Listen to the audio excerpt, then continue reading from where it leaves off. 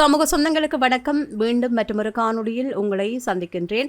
இந்த காணொளியில் நாங்கள் பார்க்க இருக்கின்ற விடயம், மத்திய கிழக்கில் அமெரிக்கா இஸ்ரேல் கூட்டுப்படைகளுக்கும் ஈரானுக்கும் இடையிலான போர் 11வது நாளை எட்டியுள்ளது.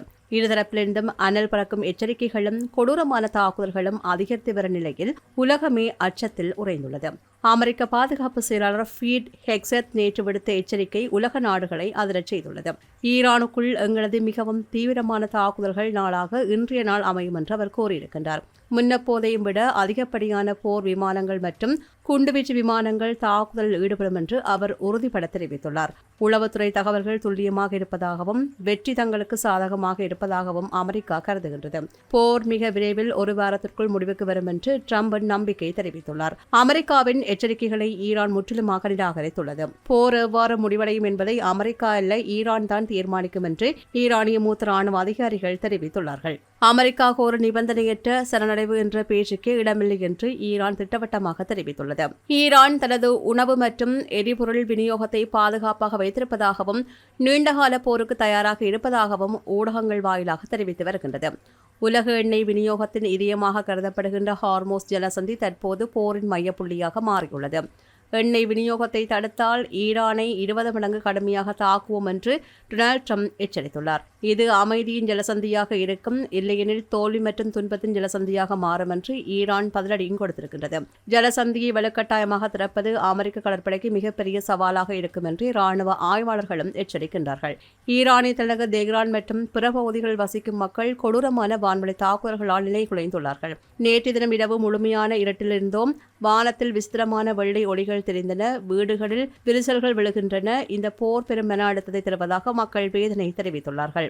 இஸ்ரேல் மற்றும் ஹிஸ்புல்லா இடையிலான மோதலால் லெபனானிலிருந்து சுமார் 7,60,000 பேர் இடம்பெயர்ந்துள்ளதாக ஐநா தெரிவித்துள்ளது. அதேபோல இஸ்ரேல், கட்டார் மற்றும் ஐக்கிய அரபு அமீரகம் ஆகிய நாடுகளும் புதிய ஏவுகணை தாக்குதல்களுக்கு உள்ளாகி இருக்கின்றன. அமெரிக்கா வெற்றி அறிவிக்க துடித்தாலும் ஈரான் பழிவாங்கும் நோக்கில் உறுதியாக உள்ளது. வளைகுடா நாடுகள் ஈரானின் இந்த பொறுப்பற்ற போக்கினால் கடும் கோபத்தில் உள்ளன.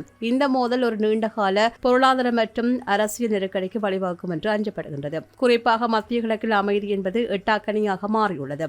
ஈரான், இஸ்ரேல், அமெரிக்கா இடையிலான மோதல் ஒரு புதிய பரிணாமத்தையே எட்டியுள்ளது. பேச்சுவார்த்தைக்கான காலம் முடிந்துவிட்டது என்று ஈரான் பிரகடனப்படுத்தியுள்ள நிலையில் இந்த போர் வரும் ராணுவ மோதலாக மட்டுமல்லாமல் உலக பொருளாதாரத்தையும் உலுக்கும் அதிர்ச்சி அலைகளாக மாறியுள்ளன. கண்ணுக்கு கண்ணென்ற விவிலிய காலத்து பழமொழியை இன்று ஈரானிய பாராளுமன்றம் தன்னுடைய அதிகாரப்பூர்வ கொள்கையாக முழங்கியுள்ளது.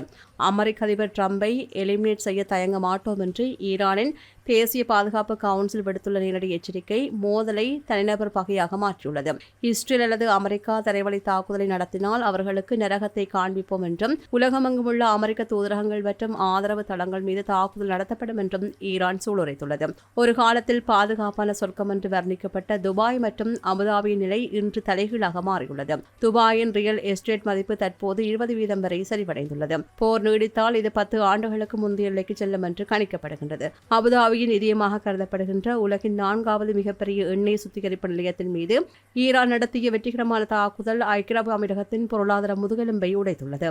உலகின் மிக முக்கியமான கடல் வணிக பாதை தற்போது ஈரானின் முழு கட்டுப்பாட்டில் உள்ளது. ஈரானிடம் அனுமதி பெற்று தனது சொந்த பாதுகாப்பில் கப்பல்களை கொண்டு செல்ல பாகிஸ்தான் முயல்வது அந்த பாதையின் அபாயத்தை உணர்த்துகின்றது.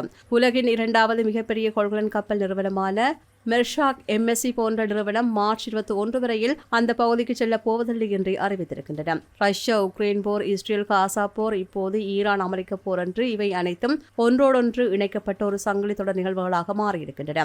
சீனா ஈரானுக்கு தேவையான உதிரி பாகங்களை, செயற்கைக்கோள் படங்களையும் வழங்கி வருவதால் இது ஒரு கூட்டு சக்திகளின் மோதலாகவும் உருவெடுத்துள்ளது. ஈரான் இவ்வளவு துணிச்சலாக அமெரிக்காவை எதிர்ப்பதற்கு பின்னால் ரஷ்ய அதிபர் புதின் மூளையாக செயல்படுவதாகவே அமெரிக்கா சந்தேகிக்கின்றது. ஈரானின் ஏவுகணை தாக்குதல்களுக்கு தேவையான துல்லியமான தரவுகளை ரஷ்யாவை வழங்கி வருவதாக சந்தேகிக்கப்படுகின்றது. ஐரோப்பாவிற்கு கேஸ் விநியோகத்தை நிறுத்திவிட்டு ஆசிய நாடுகளுக்கு திருப்பப் போவதாக ரஷ்யா அறிவித்தது. மேற்குலக நாடுகளுக்கு பொருளாதார நெருக்கடி ஏற்படுத்த ஈரானுக்கு கொடுத்த ஒரு ஐடியாவாக இது பார்க்கப்படுகின்றது. 2026 மத்திய கிழக்கு போர் ஒரு தீர்க்கமான கட்டத்தை எட்டியுள்ள நிலையில் இதன் திரைமறைவு சூத்திரதாரியாக ரஷ்ய அதிபர் விளாடிமிர் புடின் செயல்படுவதாகவே சந்தேகம் சர்வதேச அரசியல் அரங்கில் எழுந்துள்ளது. ஈரானை பகடைக்காயாக பயன்படுத்தி அமெரிக்காவின் செல்வாக்கை மத்திய கிழக்கிலிருந்து வேரோடு ஒழிக்க ரஷ்யா வியூகம் வகுத்துள்ளது உள்ளதாக ஆய்வாளர்கள் கருதுகின்றார்கள். அமெரிக்கா மற்றும் இஸ்ரேலின் தாக்குதல்களுக்கு ஈரான் அஞ்சாமல் பதிலடி கொடுப்பதற்கு ரஷ்யாவின் மறைமுக ஆதரவு காரணம் என்று நம்பப்படுகின்றது. அமெரிக்கா தனது உள்கட்டமைப்பை அளித்தால் நீ அவர்களின் நட்பு நாடுகளான வளைகுடா நாடுகளின் பொருளாதார மையங்களை அழியென்ற கண்ணுக்கு கண்ணென்ற பொலிசிய ரஷ்யாவை ஈரானுக்கு போதித்திருக்கலாம் என்று அமெரிக்க ஊடகங்கள் செய்தி வெளியிட்டுள்ளன. உலகிலேயே 4வது பெரிய எண்ணெய் சுத்திகரிப்பு நிலையம் மீது ஈரான் நடத்திய தாக்குதல் அமெரிக்காவையே உலுக்கியுள்ளது. இந்த ஆண்டின் முதல் நிகழ்வாக அமெரிக்க அதிபர் ட்ரம்ப் மற்றும் ரஷ்ய அதிபர் புதின் ஆகியோருக்கு இடையில் நேற்று முக்கிய தொலைபேசி உரையாடல் இடம்பெற்றது. ஈரான் விவகாரத்தில் ரஷ்யாவின் மத்தியஸ்தத்தை ட்ரம்ப் எதிர்பார்ப்பதாக கூறப்படுகின்றது. நாங்கள் தடைகளை பற்றி பேசவில்லை, உலக அரசியல் மாற்றங்கள் குறித்து விவாதித்தோம் என்று ரஷ்யா தெரிவித்துள்ளது. தங்களுக்கு தேவை ஏற்படும் போது அமெரிக்காவே தங்களை நாடி வரும் என்ற நம்பிக்கையில் ரஷ்யா உறுதியாக உள்ளது. மத்திய கிழக்கில் கவனம் திரும்பியுள்ள நிலையில் உக்ரைன் ரஷ்யா இடையிலான போர் மீண்டும் உக்கிரமடைந்துள்ளது. கடந்த 24 மணி நேரத்தில் மட்டும் 1200 உக்ரைனிய வீரர்கள் கொல்லப்பட்டுள்ளதாகவும் 163 உக்ரைன் ட்ரோன்களை ரஷ்யா அடைத்துள்ளதாகவும் தகவல்கள் வெளியாகியுள்ளன. குறிப்பாக அமெரிக்காவின் பீட்டர் ஹெக்ஸத் 5000 இலக்குகளை அழைத்துவிட்டோம் என்று கூறினாலும் ஈரான் இன்னும் வீழ்ந்துவிடவில்லை. ஈரானின் மறைமுக போரும் ரஷ்யாவின் ராஜதந்திர நகர்வுகளும் அமெரிக்காவிற்கு பெரும் சவாலாகவே உள்ளன. 2026 மார்ச் 11 என்பது வரலாற்றில் ஒரு மாபெரும் உலகப் போரின் தொடக்க புள்ளியாக கூட அமையலாம் என்றும் எதிர்பார்க்கப்படுகின்றது. இந்த காணொளி பற்றிய உங்களுடைய கருத்துக்களை கீழே இருக்கும் கமெண்ட்ஸ் பக்கத்தில் மறக்காமல் பதிவிடுங்க. மீண்டும் மற்றொரு காணொளியில் உங்களை சந்திக்கின்றேன். நன்றி.